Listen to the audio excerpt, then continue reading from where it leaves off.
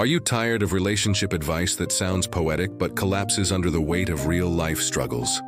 Love isn't just chemistry, it's construction. It's not about finding someone who completes you. It's about building a life with someone who complements you, daily, intentionally, and with compassion. In this video, you'll learn the top 3 dating and relationship lessons that don't just sound good. They actually work. Whether you're dating, married, or trying to heal something broken, these lessons can transform the way you give and receive love.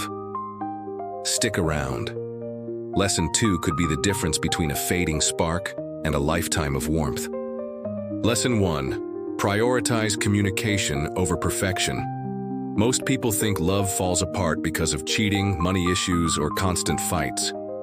But more often than not, relationships crumble from the weight of silence, things unsaid, emotions suppressed, truths avoided. And that's why the first and most important lesson in love is this: prioritize communication over perfection. We've all seen those couples on social media, always smiling, always laughing, everything looks perfect. But behind the filters, many of those relationships are quietly eroding because they haven't learned how to communicate effectively. Real connection doesn't come from perfection. It comes from being real, even when it's messy. Good communication isn't just about saying what you feel. It's about doing so in a way your partner can receive it. That requires patience, tone, timing, and empathy. It's choosing the right words, but also the right heart behind them. It's not, "You always do this, but I feel this way when that happens." It's about speaking to be heard, not to win. But here's the thing. Communication is also about listening, and not just waiting for your turn to speak. Actually listening. Active listening means putting your ego on pause and opening your heart to your partner's perspective, even if you don't fully agree. It's not about who's right. It's about what's true for them and how you respond to that truth. When conflict arises, and it will, don't aim to win. Aim to understand. Use those hard conversations as bridges, not battlefields. Pause. Ask clarifying questions. Say things like, "Tell me more," or "Help me understand what you're feeling." This tells your partner that their heart matters more to you than being right. Also, remember that communication isn't only verbal. The way you roll your eyes, your body language, your silence, they all say something. So stay aware of what you're really communicating, even when you're not speaking. If you avoid difficult conversations to keep the peace, you're not keeping peace. You're just delaying the explosion. Healthy couples don't avoid tension. They learn how to walk through it together with love and maturity. Perfection isn't the goal. Progress is. If you're both committed to communicating honestly, listening actively, and apologizing when needed, you're already ahead of 90% of couples. So let this be your new mantra. Real love lives in real conversations. If this lesson has you rethinking how you connect with your partner, don't stop here. Hit the like button so we know this content matters to you. And if you want more raw, honest relationship wisdom each week, hit subscribe. Because the next lesson? It's the secret sauce to keeping love alive year after year. Lesson 2. Choose each other. Every single day love begins with a spark, but it survives through choice. One of the greatest lies we've been sold about relationships is that love should always feel effortless, that when you meet the one, everything should just work. But the truth? Even the strongest relationships require daily intention. Loving someone long-term means waking up each day and deciding, "I'm going to love you again today, even if I'm tired, even if we disagreed yesterday, even if life feels heavy." Because real love doesn't just feel, it acts over time. Many couples fall into autopilot. The cute texts stop. The affection fades. The check-ins get replaced with distractions. Not because the love died, but because no one chose to nurture it. That's where daily choice comes in. Choosing each other means small, consistent actions. Texting them, thinking of you.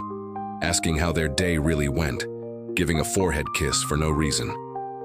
It's remembering their coffee order, bringing them a blanket, celebrating their wins like your own. It's also about choosing to forgive, choosing to believe in their growth, choosing to support them when they're not at their best, not out of obligation, but out of love. Make time to date each other, even if you've been together for years. Schedule quality time. Celebrate little anniversaries. Keep flirting, keep playing, keep discovering new things together. The couples who last the longest keep falling in love with each other again and again. And if you're thinking, but my partner doesn't do that for me, here's the hard truth: love leads by example. Be the partner you wish they were, and often you'll invite them into becoming that person too. Love is rarely lost in the big, dramatic moments. It's lost in the small ones we overlook. The unspoken "I love you," the missed chances to show up, the failure to be intentional. So ask yourself every day, how can I choose them today?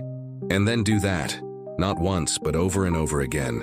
Because when you keep choosing each other, you keep growing together. And that's where the real magic is. Lesson 3. Heal before you hurt each other. Here's something no one tells you early enough. You bring your entire emotional history into your relationship. Your fears, your wounds, your old heartbreaks, they all travel with you. And if you don't heal them, they'll quietly sabotage your connection. Unhealed people often project past pain onto present love. A partner's delayed text becomes abandonment. A small disagreement becomes rejection. And before you know it, you're fighting ghosts, not each other. Healing isn't about becoming perfect. It's about becoming aware of your triggers, your attachment style, your emotional needs. Healing means slowing down when you want to react. It means asking yourself, is this about now or something old? It takes courage to face your pain, to admit that your childhood left scars, that your past relationships taught you to distrust love.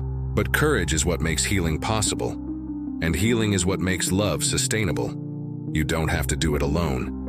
Whether it's therapy, journaling, prayer, or community, healing becomes possible when you commit to the work. Your partner can walk with you, but they can't walk it for you. And if both of you are on a healing journey, even better. Because love isn't about avoiding brokenness, it's about building something beautiful in the middle of it. Healed couples argue less and connect more. They ask, what are you feeling right now, instead of, why are you like this? They hold space, they don't take things personally. They become each other's sanctuary, not each other's battlefield. So before you demand more from your relationship, ask, what still needs healing in me? Because healing doesn't just benefit you. It protects your partner from pain you didn't mean to cause. When two healed people come together, love feels less like survival and more like peace. Less like drama, more like home. Let's recap: communicate. Not to be right, but to connect. Choose each other, especially when it's not convenient. Heal, so your love can thrive, not just survive. If this resonated with you, drop a comment below. Which lesson hit home the most? And if you're ready to build a relationship rooted in truth, compassion, and growth, subscribe. Because love that lasts doesn't happen by accident. It happens on purpose.